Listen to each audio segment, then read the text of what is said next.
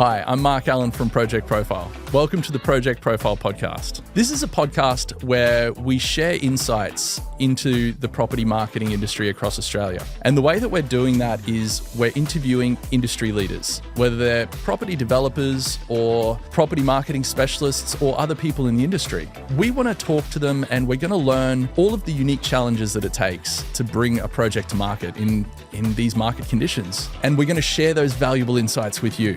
So come along with us on this journey, whether you're listening to us on your way to work or watching us on YouTube. We've got a really great episode for you today, so let's get into it.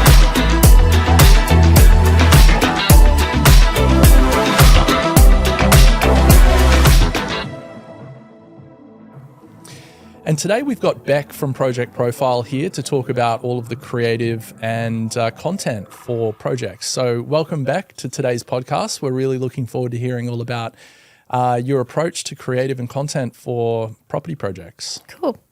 Thanks for having me. You're welcome. So Beck, you work at Project Profile and you are in charge of all of the creative and generating a lot of the content. You have helpers for that as well. So today I thought it would be a really good opportunity for us to dive into everything that you do around that, to give the audience an insight into your approach to that and some learnings and some tips that they can take away. So what's your how should we start this? Because you do manage a lot of different areas there. Mm-hmm. So we've got content for social media, we've got content for emails, blogs, EDMs, ENCs, landing pages, SMS. Like there's just it's so diverse. Where do you start? Yeah, I guess a good place to start is on the social content side of things. I mean, that's kind of where we would start our funnel or our communication with the client. And that, I guess, going through the social content side of things is more that introducing people to the brand in a more friendly, how you're going kind of way, talking about the lifestyle, the location, some of the fits and finishes, all the little details and, telling them the story of the project or when they wake up, how it's going to feel to see that view or when they're up to make a cup of coffee, like how it's going to feel to be sitting on that balcony. So we really want to sell the side of things of an emotion or a feeling or, buying property is an exciting thing for people. So whether you're moving into your first home or you're downsizing into something that's closer to the city, there's always an exciting element for the buyer. So I guess we want to reach into that and we want to start providing content in their feed that's going to make them feel excited. Yeah, cool. And social content, there's a lot that you could be talking about. So how do you choose, what to feature as the content and what to not feature? Yeah, I guess initially we would always start off with location, apartment or house specific, and then facilities. And generally we'll have a bunch of renders or local area images that we can use.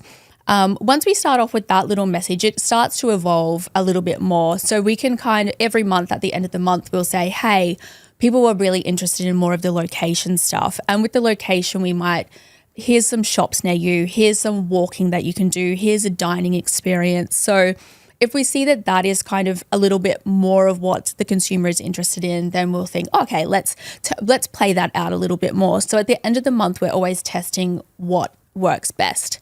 When it comes to apartments or houses, we'll use exteriors and interiors, different colors, kitchens, bathrooms, bedrooms. And we can then, initially we're just testing to see what people are interested in. And then as time goes on, we can really deep dive what is the most successful content that people are enjoying. So a takeaway from that is that you would classify different types of content, whether it's about the home itself or the location or the lifestyle of facilities, and then you would put it into the content mix and test that. And then at the end of the month, you would then say, okay, this one's outperformed that one. Let's do more of this. Let's give them more of what they're engaging with. Yeah. And I think it's important to, as the project starts, people want to see more of what's happening inside because they may have driven past the location. So we're sort of giving them all the information that they cannot see at that point in time. But then as time goes on and we've got people who have looked maybe in a sales office and they can see the fits and finishes, but now they want to know how this is going to fill out their lifestyle. So that will kind of continually change. And the buyer cycle can dictate that as well. Sometimes when you do a new big campaign, you'll have a whole lot of new people and they'll be more interested in the internal renders rather than the location stuff. So although we'll keep that original mix into the content throughout the whole campaign, we'll dance with different areas that people are more interested in. Yeah, cool. Okay. So so there is some method to the madness there, because from the outside it's hard to tell. When you look at the content, you're like, what like, why are you posting certain things? So that makes a lot of sense. Now, how about how many posts you choose to do a week? Because, you know, there's so much, again, that you want to talk about. There's the urge to just post, you know, every single day or twice a day and, you know, 20 times a week. So how do you know what's the right amount to post every week? Yeah, I tend to think that you want to be just a nice surprise in their feed. You don't want to be there every minute and you don't want to be there every day. You want to kind of pop up with a nice little piece of imagery that they go, oh, there's that, you know, I was interested in that, or there's that again, or that spikes my interest. You don't want it to be bombarding them and that's all they're seeing. In saying that, we always usually post 3 times a week and then we'll promote every post. So even though there's not a lot of content going out in that week, it's getting displayed to so many different people through the paid network. Yeah, so it's the old saying, you've got to pay to play. 100%. And so I boost every post. Yeah, I always liken it to the fact that you wouldn't spend all of this money designing a flyer and then never sending it out to anyone. So if you're putting the content out, it has to have purpose. It has to have a message. It has to appeal to your buyers, and then you have to deliver it to them. Yeah, I mean, gone are the days when you would build a big Facebook audience and then you could just create content and it would be served up to that audience. These days, it's around 2% is your organic reach to your audience. So you have to pay to reach the rest of that audience and more. And talking about that, how do you choose who you're going to show that content to? Do you specify down, okay, I want to show this to, you know, people interested only in properties in this area, or like what's your logic behind that? I think initially in the project that will dictate generally who it goes to, but based on price point and also how many, you know, if you're looking at something that's a 1 or 2 bedroom unit that's in a city, that's obviously not going to suit families. And then price point will also dictate who it gets served up to. Most people still want to move within their suburb. And then sometimes you will have, you know, we will throw a wide net out there, and then in tandem with the campaigns that are running, we'll be able to identify hotspot areas that we go, hey, a whole lot of buyers are coming from this area. Then we'll kind of move a bit more budget or a bit more of the promotion into that area to see if we can get any more people out of there. Chances are, if they're in a community and there's a trend that they want to move to this project, then there's going to be other people in the neighborhood that's also thinking the same. Like-minded, lookalikes. And so are there any rules that you apply, blanket rules across all projects when it comes to social content, or is each project bespoke? Each project is, well, like I said, we always do start with the apartment location facilities. Each project does have its own bespoke story in the fact that they're going to offer different things to different locations. And then some things are more targeted to the younger target market or first home buyers or downsizers. So you're not going to serve the same content up to someone who's a downsizer, to someone who's buying their first home, because it's a completely different story. But initially I would focus on, location, what the actual differences, fits and finishes of the apartments, how many bedrooms, what they look like, the kitchen, and then the facilities, what they're going to get out of there. Are there any rules around content, like copy length or inclusions or using emojis? Is there any rules around like graphic overlays on the images, or just images by themselves, or carousel only, or, you know, like there's all those different formats. Are there any rules around that you enforce? Yeah, we generally always when it comes to posting a social content piece, we would just usually do a single image with no graphics. The idea of it is just awareness. I think a lot of people do make the mistake of trying to make their content really sales driven and putting a logo on every single one. But what we want to do is we want that to pop up into the feed. We don't want it to look like a piece of advertising. We want it to look like a nice piece of imagery or a lifestyle that they really want. We want them to maybe click like, we want them to maybe tag a friend, we want them to sit on it for 2 seconds, because that's going to build the audience for us that we go, hey, they are a bit more interested in this. So if we then put something up that has a logo or a lot of graphics or a now selling or anything like that on content, people are instantly going to go, hey, that's an ad, I don't want it. Yeah, and that's the big thing, isn't it? That people are pretty aware of marketing and they are pretty wary of marketing. So if they see something that looks salesy, a starburst and a price and a logo, they're going to think, oh, that's someone's trying to sell something to me. But if they see something that is a render of the outlook and they're in the market to buy a property, then that's probably going to engage them. And it's important what you said there about making sure that you understand what role your content plays. So, there is the people do want their content to be top of funnel. People do want their content to be top of funnel, middle of funnel, bottom of funnel, all in the same, but you can't do that. So where do you see, or where do you sit the content in the funnel? Yeah, well, ideally, and I guess we're going to cover all those down the track, but ideally that whole machine all working together would be, content, doing blogs, doing EDMs, doing ads and campaigns, and E&C. So when I'm looking at content, this is just the introduction. This is the high when you're walking past someone on the street. This is just really nice and gentle. It's awareness. It's friendly. It's vibrant. It doesn't have a sales message. It's not a whole long piece of copy that people are going to read. This is their first experience with the brand, the project. So, it has to be short, sweet, and deliver the right kind of voice and tone for the target market. Yeah. So, and you did say broad net before in your targeting. So there's that element of self-selection more than anything. So you would kind of show this piece of content to a group of people, and whoever puts their hand up and says, hey, that interests me, then you send them the ads. Yeah. After that. 100%. Yeah, okay. And it's so hard. And there's been so many times where we've been caught out. We think, oh, people will really like this kind of content. But then when we put it out there, it might end in the bottom. And so we're always looking at the end of every month to see what is the most popular. We've had projects where we just put a random bird out there and everyone was like, oh my gosh, we love the bird. The birds and the wildlife. Yeah. That was a retirement living project. Yes. I remember. Yeah. And so then we were like, hey, people really love birds. We started to say, oh, here's some of the local trees and flowers that grow in the area. And everyone started commenting and thinking it was amazing. So, we went out.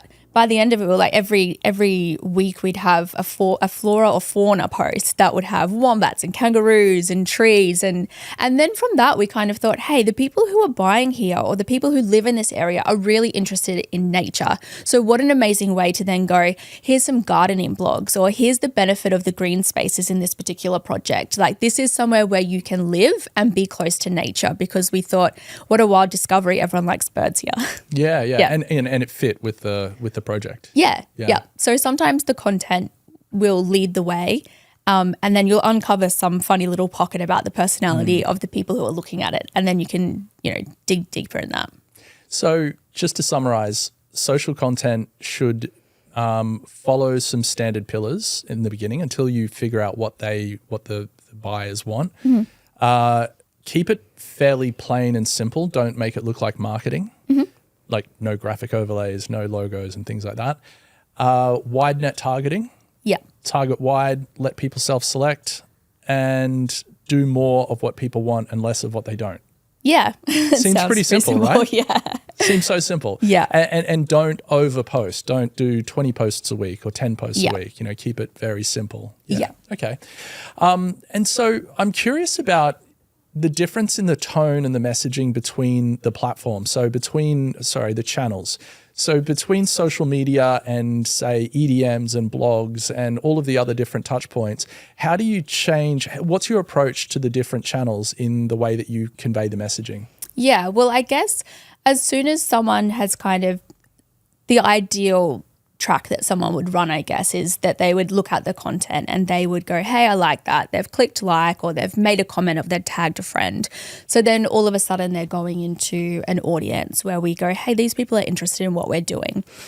From there, they might start getting a little ad that kind of is similar but has more of a, hey, why don't you register your interest? Do you want to know more about this? Or would you like a brochure? Download a brochure. Yeah. So it's still not come in. It's still not heavily sales driven. It's more just like, hey, do you want to take the next step?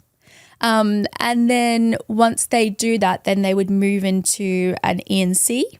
So they would get... And an ENC is... An email nurture campaign. A drip campaign, yep. Yep. So again, that is still based on the same concept of the content, where it's location, house, apartment and facilities, because that's at this stage the information that they want. We're not going to give them too much, and we're still going to be doing a bit of storytelling, a little bit of lifestyle weaved into all of this information.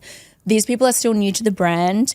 They potentially clicked on inquire more or register or get a download or get the brochure because potentially they don't want to walk into the sales office yet. They also might not want the sales office people starting to call them. Feels like a bit too much commitment. So we're still kind of just being friendly and soft at this stage. Yeah. Yeah. Then once they've moved through the ENC campaign, everyone who's on that, who's downloaded a brochure or registered for more interest is now on your mailing list. And the unique thing about building this great mailing list is that you now own all their details. So unlike when you're doing paid advertising on Meta, you have to pay to reach the same people all the time. Whereas now you've got these people, they're your lead. And of course that ENC, it wants to be valuable information. So once they've moved on through the ENC, that could be at any stage. Running alongside of that every month is a blog post and a monthly email that will go out.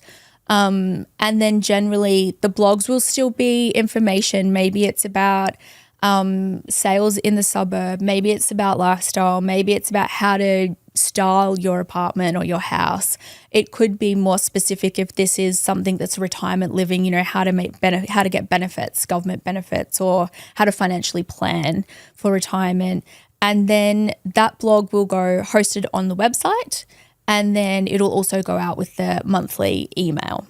Yeah. So let me just recap there because you covered a lot of ground. So depending on where the content falls on the funnel, and what touch point it is, it gets progressively more sales oriented the lower it gets on the funnel. So whether that's content, it's not very sales focused at all, to PPC ads, to landing page, to ENC, which is the drip emails, to blog, to whatever after that. Yeah. Yeah. Okay. And we know that someone jumping in at the start is just interested in the idea. Maybe they're just thinking about it.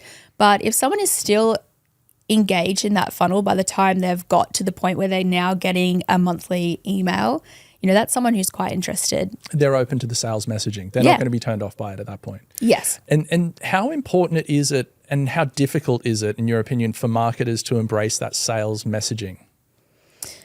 For us as salespeople? The only reason I ask this question is that I've encountered it a lot of times where marketers feel icky or they feel uncomfortable in talking about sales messaging in collateral. Yeah. And I see that too. And it is a fine dance between education and being too pushy. Obviously, when it comes to property, it's not an overnight decision. You can't just pop up in somebody's feed on a Friday afternoon while they're having a wine and they go, I'm going to buy that apartment. It's a little bit different than e-coms. So there is a little dance there. And I think if you position yourself in a place that buying property is an exciting time, in some circumstances, if people may be downsizing from a bigger property where they might be feeling a little bit emotionally attached, but for most people, it's an exciting time. And purchasing a new property, if you're purchasing your first home, obviously that's super exciting, big milestone. But if you're moving in a city, that's also exciting. You're changing your lifestyle. So I think if you can really work out the pain points and the reason why people are moving or buying a new piece of property, then you're only kind of solving a solution for them.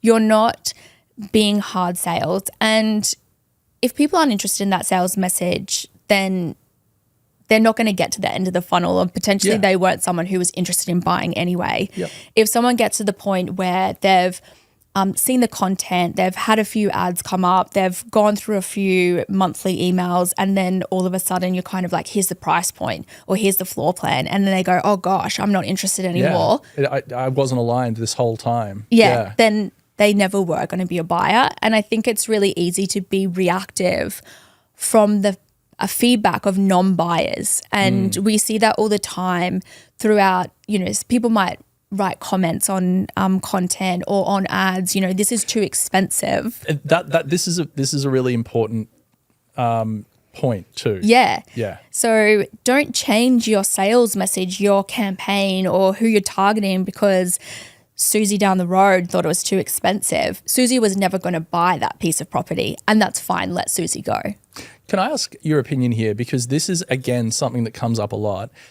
Those comments, and everyone, all the property marketers listening and watching know exactly what we're talking about. You'll put social content out there or PPC ads, especially on social, and you'll get nuisance comments or really derogatory comments or people just being pains.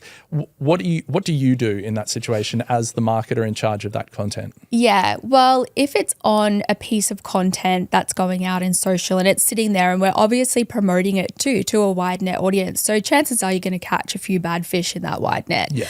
And I always think the best thing to do is, you can't answer everyone's question, you can't be everyone's friend, but just hide the comment. It's really no big deal. And what do you have? What's your options there? You either reply and feed the troll, as they say, or you delete it and block the person altogether, or you hide it. Is there anything else, or is it just those three options? Just those three options. Yeah. And the reason why I say hide it is because they can still see it's there. Their friends can still see it's there. Once you go and delete it, then all of a sudden they're like, why did you delete my comment? You're deleting my comments. And then their best friend sees this and goes, this is great. Yeah. Why are you deleting comments? And then all of a sudden it's a massive stacks on and you can just quietly hide it. Nobody cares. So this is the tip. So if you've got content or ads out there and you're getting nuisance comments, hide them, because the person that posted it can still see that their comment's there, but the wider public, they're gone. Yeah. And you've sort of silenced that person. Yeah. And if they get a bit annoying, you can block them altogether if you want to. 100%. Yeah, 100%. But when it comes to ads, then I think a good general rule, if you're running a campaign for, say, quarterly, 3 months, even good comments, good, bad, whatever comments, I think it's good housekeeping to go through and just delete them because hide them. On the ads, it's fine to delete because they can't come back and visit that ad again. It's just sitting. It's in the ether. Yeah, that's right. So, and if they get it retargeted to them again, that they're not going to be reminded of their crappy comment that they wrote or anything. It's just gone. So if it's an ad, I would definitely say delete it. Delete most of the comments, all of them, because nothing says, hey, this ad's been running for 3 months than a 3-month-old comment. That's so true. That's so true. And, we've had projects before where they're interested in the comments on there. And but that's a really good piece of insight there is you don't really want comments on ads full stop. No, because they really don't serve a purpose. Even if they are good comments, you'd want to hope if they've written a comment like I'm interested or I want the price, then, hey, someone in the sales office has messaged them and spoken to that person. It doesn't need to stay there. Yeah. But there should be a process there. You don't really want to be running only month-long campaigns just so, you can get the most out of your campaign. So, I would say, unless it's a competition where you're asking people to tag, but delete all the comments. There's no need to be there. Okay, cool. Good. That's a really good insight. I'm just curious, with social content, something that people do ask a lot is clients will ask for us to put links in the social posts. So this is social media content, not ads. This is just putting out your everyday content, and they want us to put a link to the landing page, the inquiry page, and things like that. So what's your opinion on that? Yeah, I think you really need to remember that content is to be consumed within the platform that it's delivered on, the chances of someone seeing a link and clicking out are pretty slim to none. I mean, on Instagram, you can't even link. You have to have a link tree or links in the bio. And even then, if you really think about, if you've served up a blog in Instagram, for say, and you go, oh, that sounds like a really interesting piece, I want to read it. I mean, what are the chances that you're going to go back to the profile? Yeah, back to the profile. Back to the profile, because maybe they don't follow this person. So they're going to have to click on the profile. They're going to have to scroll up to the top. They're going to have to click on the link. Then they're going to have to click on the blog link. And then they have to go to the blog and then find that particular one. You've lost that person. That person was interested in the story. So my recommendation is doing a 2,200 character version, which is around 300 words. You can still get a decent blog into an Instagram post. So you're saying to not, for Instagram only, you would not only publish it on the blog, you would publish the blog on Instagram. Yeah, and same for Facebook and LinkedIn. And Facebook, yeah. Okay, great. Because the thing that we see now is that people are happy to consume the content within their platform. So if you are an avid Facebook user, chances are you don't really even go onto Instagram or look through other bits and pieces. That's your thing. You wake up and you're looking through Facebook. You trust this platform. You might click off to a few like dodgy little clickbait things, but we all do. But otherwise, you're happy to sit there. This is your morning routine. So you might get up. You're on Facebook. We know the older demographic especially loves Facebook. They're retirement living. Yeah. They're going to sit there. They're going to have their cup of coffee or their tea, their toast. You've got that person for a good hour, unless there's some great clickbait. Then they might be on there for 3 hours. Yeah, well, it's just this one little trick you never knew that you had to. It's all those clickbait headlines. So I think you shouldn't be afraid to hold people's interest. Let them decide if they want to consume that, and don't make it hard for them. So if you've got a great blog and that blog is talking about something compelling like the house prices and you want the reader to know that, give them the opportunity to consume it in the space and the place and the platform that they are already using and they're comfortable with. Because best case scenario, they read the whole thing, great, that's why you wrote it. But worst case scenario, they're interested but they don't want to click out, and then they've never read that piece of content. That blog took time and money and research to write. So you're not getting anything out of it.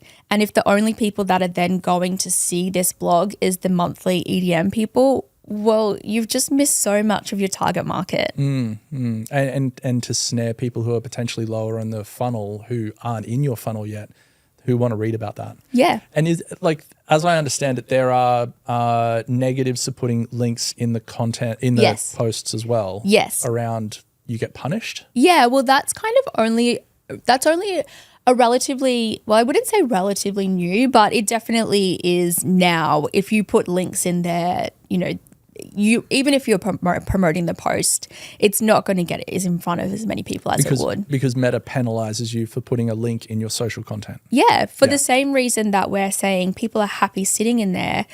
If I'm a Facebook user and I'm sitting there and I've put it, and you see a link and you click out of it, well, then all of a sudden you're into a totally different track, aren't you? You've gone out of Facebook. Yeah, they don't want you to get off platform. Yeah, Facebook's business is to keep you on Facebook. So they don't want you clicking a link and then going to a website and then getting a Google ad and then sitting there and, going through that process. They want to keep you here. It's in their best interest.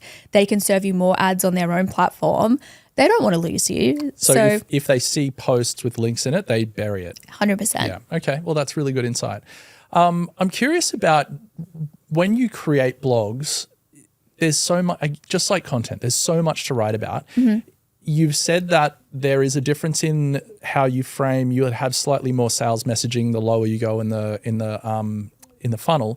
But how do you choose what to talk about in a blog? Because it's obviously longer form and you've got the ability to communicate a lot more in there. Are there any sort of strategies around that? The blogs and any content, but particularly blogs, once people are receiving blogs, they've generally inquired, they've spoken to the sales team, they have a good idea of the project.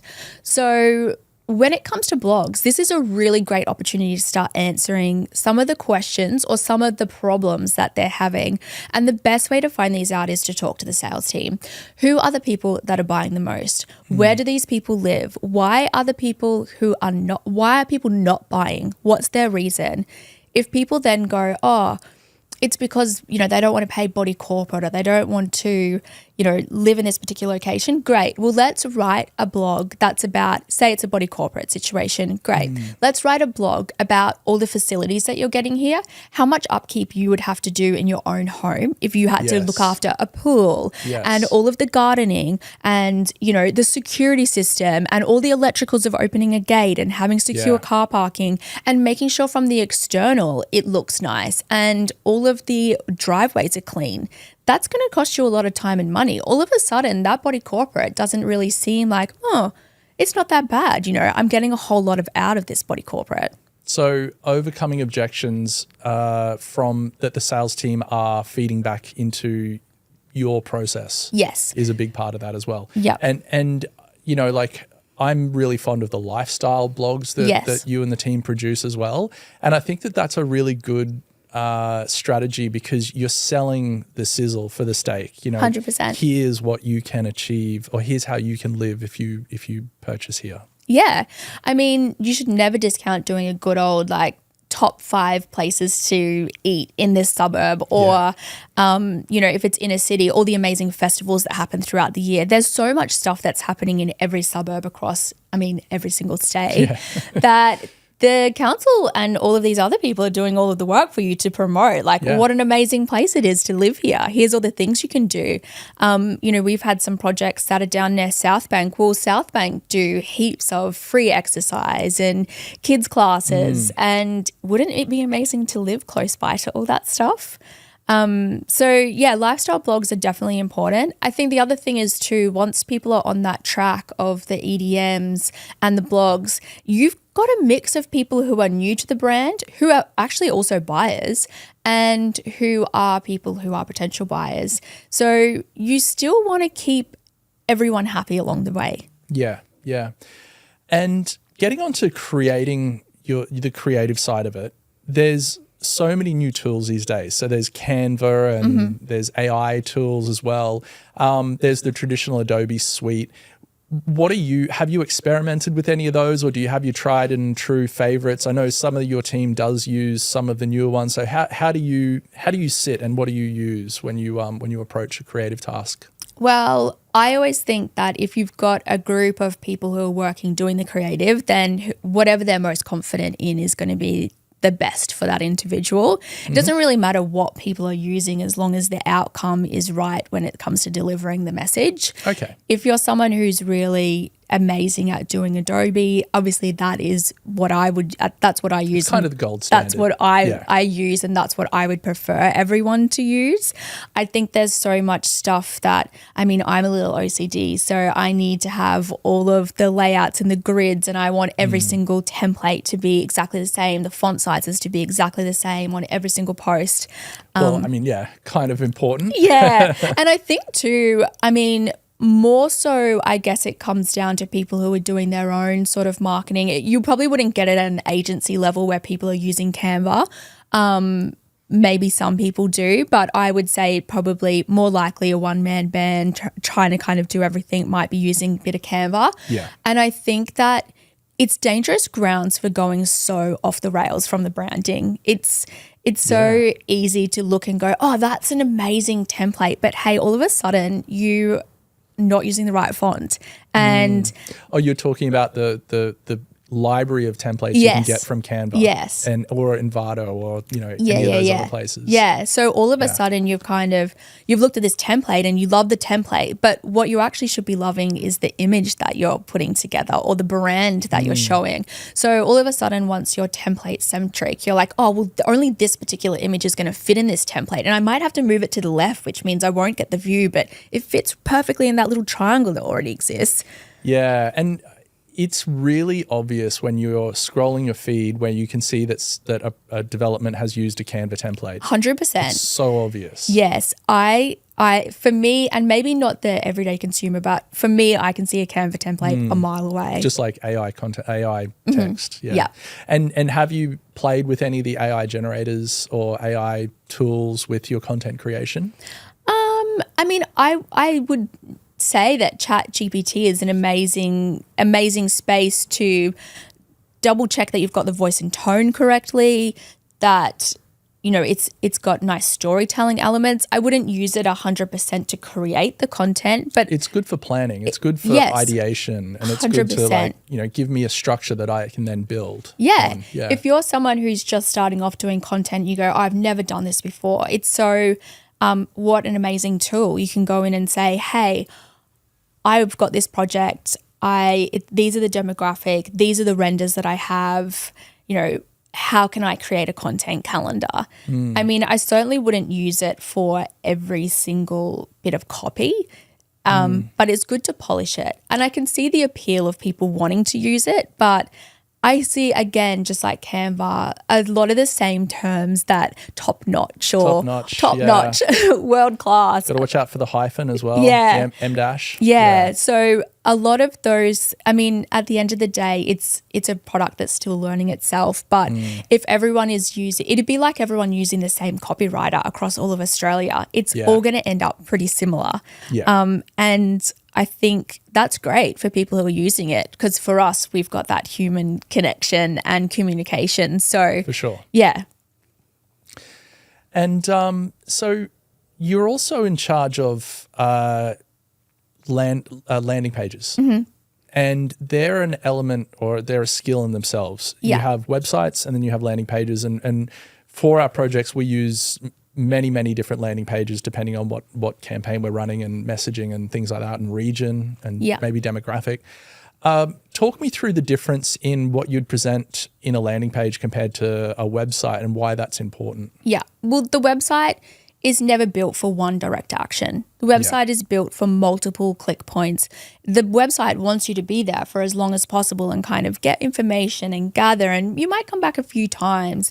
A landing page, and it's top of funnel, it might be something that people go back to, but they're still kind of gathering information. Once they have then seen that ad, hey, do you want to download this brochure? Do you want some more information? Do you want to know what's happening? Be the first to know the news.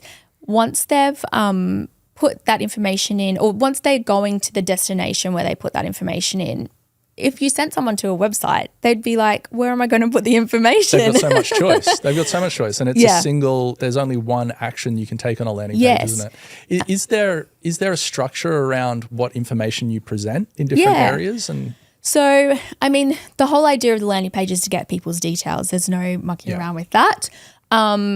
Lots of people kind of want to replicate their websites or put lots of information in. And this is where it comes down to having a really good campaign structure, having an overarching campaign, having taglines. And again, it sounds like I'm going back to this whole location, facilities, fits and finishes, but that's that one story that keeps going through. So if they've seen the content and then they've started to see the ads, when they get to the landing page, it's the same language, it's the same, campaign, it's the same imagery. So it feels comfortable, it feels trusted. When they go to put the information in, they're not jarred and going, oh, what was I looking at again? They've been delivered this for the last 6 to 8 weeks. So they know what they're putting their details in for. By the time they get there, they potentially are like, get it to me. I'm so excited to get this brochure. Yeah, here's my details. Yes. Please send it to me. Yeah. And that's the perfect outcome. So the landing page the way that we would run a landing page is we'd have, a nice imagery, a good tagline,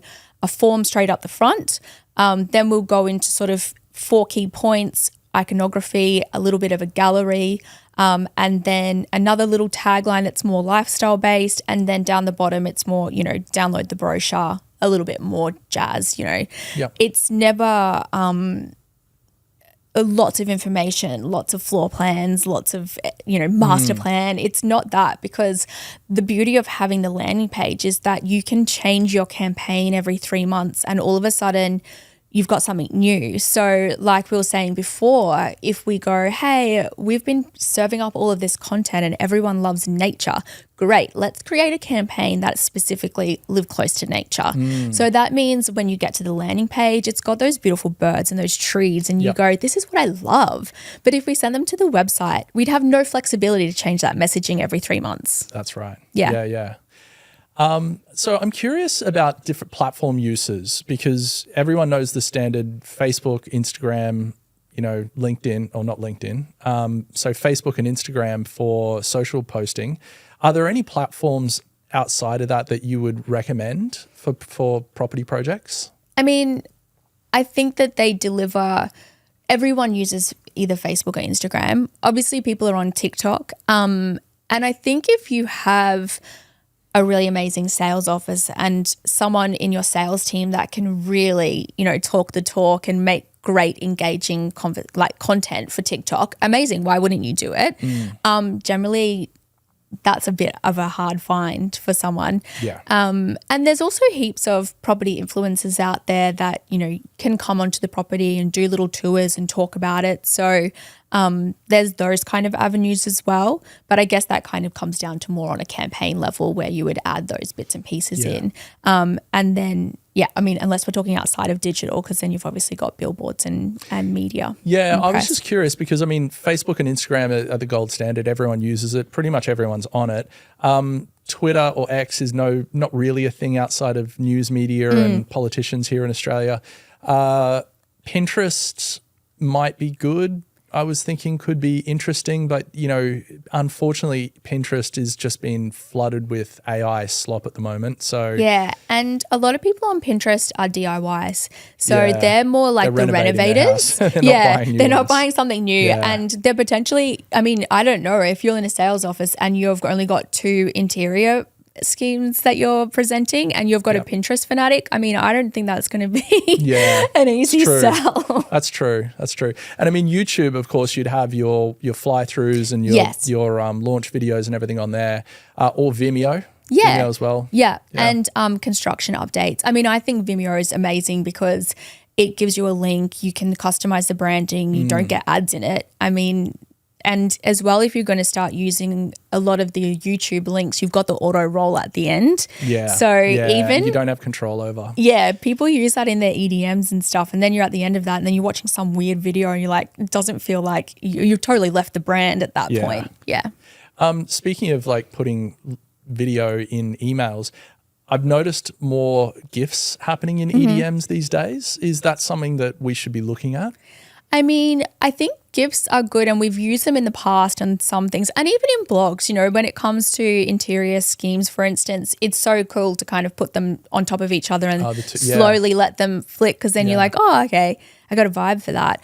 But otherwise, some people don't even have images displayed on their inbox. And and that's a problem, isn't it? Yeah. For security, they have the images turned off, so you may not even get to display those. 100%. And even if it's something that's quite big on your phone that you're looking at, I don't know, I find it distracting. Like if I want to look at an EDM and something's continually flashing. Oh yeah. And also, why not click them if it's for a listing? Why do you want to show them all of your renders? No one has a massive suite of renders. So you've just smashed 5 renders in one go. What are you going to tag them in with next? Yeah. Send them to the listing. And so with EDMs, again, I see really ornately designed ones and then I see plain ones. What's your thinking there? What's your advice? Yeah, we have a bit of a combination. I still think that if you're basing your EDM and it's well built and, based off HTML, then it's going to perform and it's going to be responsive across all platforms. I think you don't want your EDM to be underwhelming. It definitely has to have a nice bit of branding. And let's face it, it's not that hard. People do really get stuck in the trap. And I've seen this so many times where they really want to control the fonts. And yeah, amen, I hear you. I love a good font. But instead of writing it as copy, they will put almost all of their headers, and a lot of their copy will just be images. And so to be clear, they'll have it typed out, but then they will insert an image of that copy in there, so that because different email clients will resize, reframe, refont your fonts. Yes. So they can control it by putting an image of the words in the fonts that they want in there. That's what you're talking about. Thing you can do. Because why? What happens? Well, so when you're generally anyone who's designing this EDM, they're going to be doing it on desktop, right? They're not designing the elements on a phone. Oh, yeah. So when you're looking at so when you're looking at on desktop, you're like, fab, 1200 by 600. This image is going to look great. We can fit all this text in, and we can read it all clearly. Yeah. But once you get to a phone that's now responsive, it is the tiniest piece of text you've ever seen in your life. And if you're doing it for your headers, it's the same thing. Like all of a sudden a header, which was the main point, is now the smallest part of your font. Or is hidden for privacy reasons. Yeah. And as well, if it's going to an inbox where some people go, they don't have the image download automatically. And that's most Outlooks. You have to click on it. So they're not getting that. They're not getting the copy. And unless you're going to write the alt text, the whole text of what it is, which no one even does that, they're not going to get any of the information. Yeah, so there's a happy medium there. Yeah, I think really if you're going to just go basic, you want a nice header that is an image, because it doesn't matter if it's bigger or larger. Nice, so you've got your logo, nice image that you're going to bust into that everyone goes, this looks great. Good header, bit of copy, a button to get them somewhere, back to your website where you're going to catch them on a pixel or whatever. Then your blog, nice big image, header, copy, button. That's kind of, I think, the best scenario. You wanted people to be clicking back to something. Otherwise, what's the point? You know that they're interested because you can see who's clicked what. So if you're just serving up an EDM that has no call to action, like, how do you know people are even interested in it aside from unsubscribing? Yeah. Well, I guess that's it's important to have that happy medium between overdeveloped or over designed and too plain, that you need to try and find that happy medium there. Yep. And understand how privacy things like images not loading could influence your email and its readability.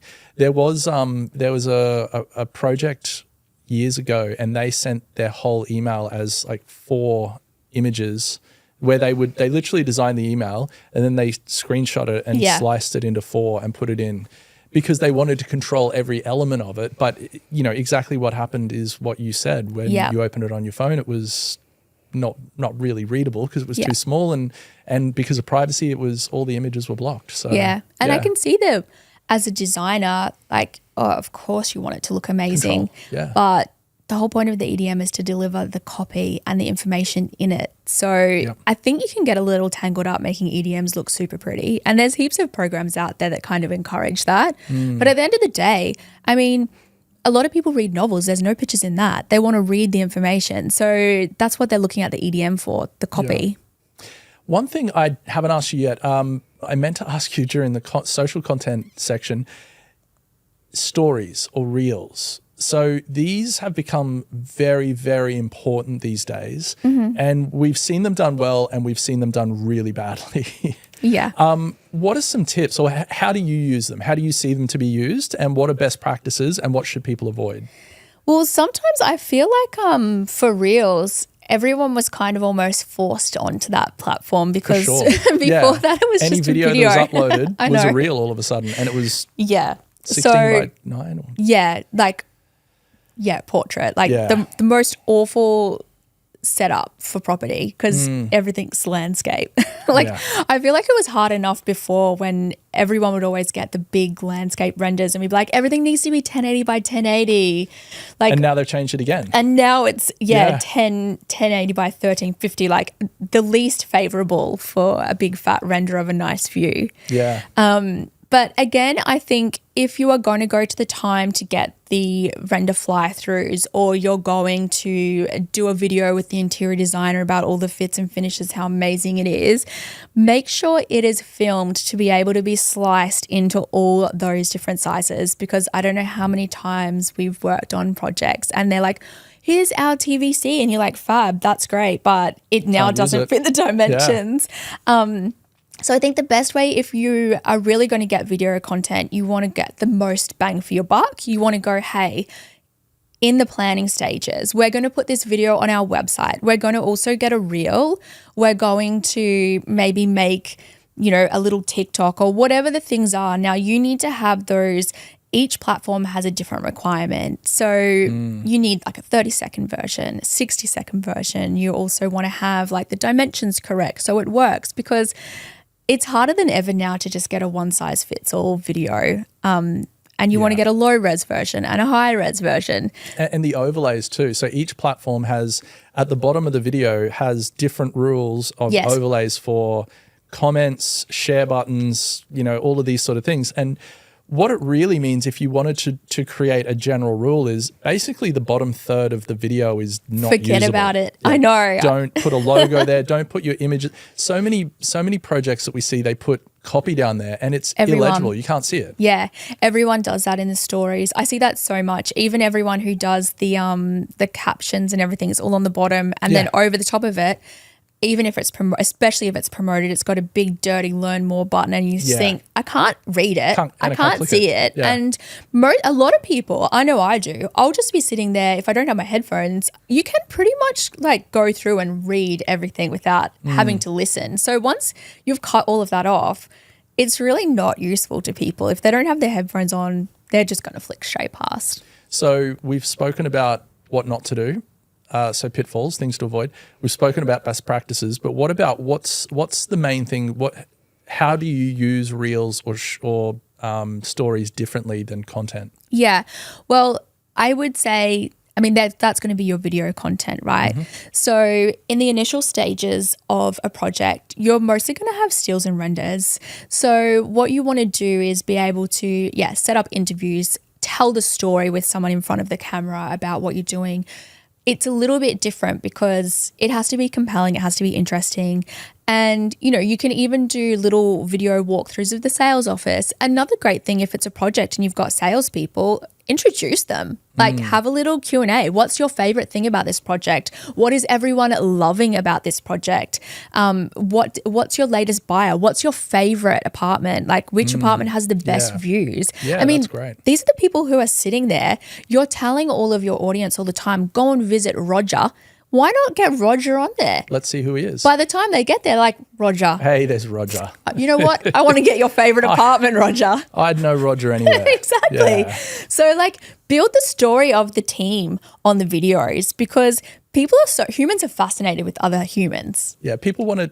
This is the age-old thing. Like, people don't want to buy from a business; they want to buy from a person. Yes. So if you can personalize your project, then that's going to help with the sales. 100%. Yeah. People skip that part of the videos because it's hard to. They fear that it's hard to do. But if you see some people on TikTok people are just doing point and shoot on their camera. Yeah. No one's looking at the video quality.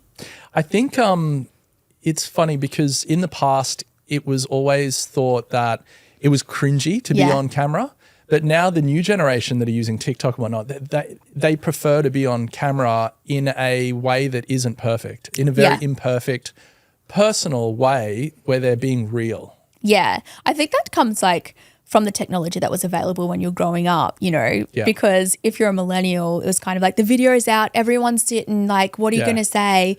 The millennial pause when you're recording. Love that. Yeah. Love that. So, but the newer, the younger generation, they're not even thinking about it, but potentially, that they're going to be in the housing market in another 10, 20 years. So we deal with the awkward millennials. Would you recommend to use TikTok for a project? I can't talk. For a property project? I think only jump into TikTok if, like I said before, if you've got someone who's competent in creating the content. Yep. And if you're willing to invest in creating that content, there's so much of a story that's to be told. And you really can even go down the line of, every single appliance has a story and they're a brand and they're telling the story, you know, like there's some amazing apartments and stuff that have beautiful steam ovens and stuff. Yeah. And a lot of people are like, why would I have 2 ovens?